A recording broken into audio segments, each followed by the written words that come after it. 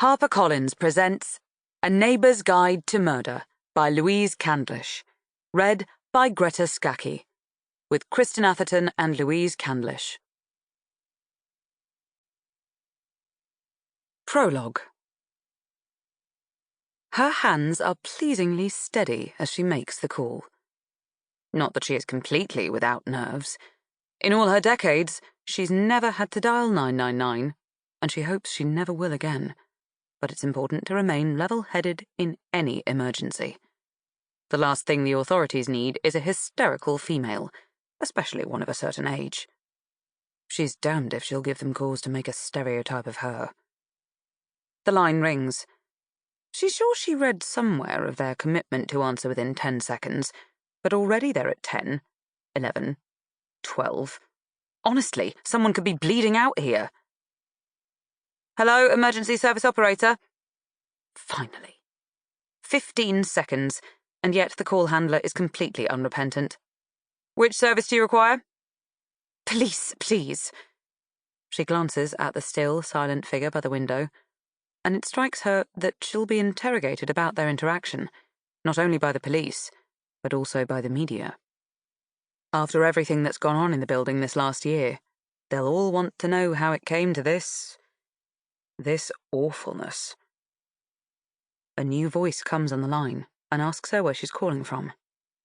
Columbia Mansions, the big block on Clayton Street, Queen's Oak. As she recites the postcode and explains which door to use, there's a moan from the window, and she meets her friend's gaze. She's expecting to see remorse, or at the very least shock. But the other woman's eyes are utterly devoid of emotion. Their colour lovely in the young summer light, an almost romantic shade of... lovely. Romantic? Has she lost her mind? There's a dead body in the room. She gets a grip of herself, returns her attention to the call, and the question, she realises, is being repeated in her ear with some insistence.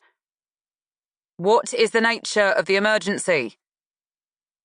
It's my neighbour, she says, a catch in her voice. He's been murdered by his tenant.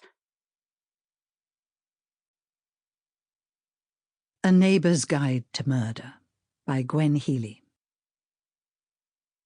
Chapter 1. Alec's message to Pixie is as good a place to begin as any. You can see for yourself why it might have given the poor girl hope.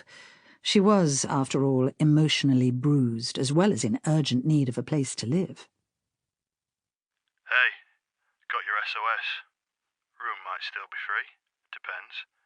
Could come to an arrangement regarding the rent. The funny thing is, she almost didn't see it because it was in hidden requests, and she usually deleted those without reading them. Every so often, though, she scrolled through them. For the lols. Of course, being the ancient crone that I was, I only used Facebook, and even that stupefied me with its ever-changing wizardry. I had to ask her to explain what hidden requests were. Lols, even I knew, and frankly had thought old hat by now. Anyway, for those who don't know, they are unsolicited and potentially offensive messages on Instagram.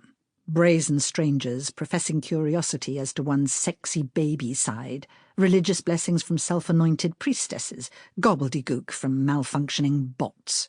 You know the kind of thing. But in this case, the name caught her eye. At Queen's Oak Landlord.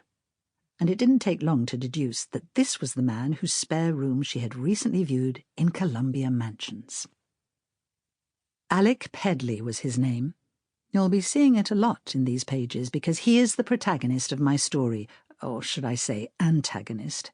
Hero or villain, you decide. But back to the hidden request.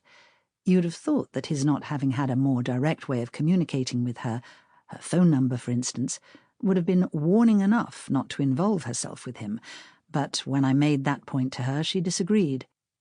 There's a bit of a story there, Gwen. There often was. He only had her friend's number because she'd lost her phone in a club, and her ex-boyfriend, with whom the device was still linked, reported its location as 25 miles away in the Watford area, so she knew for a fact it had been stolen and she was never going to get it back. Sample complete. Ready to continue?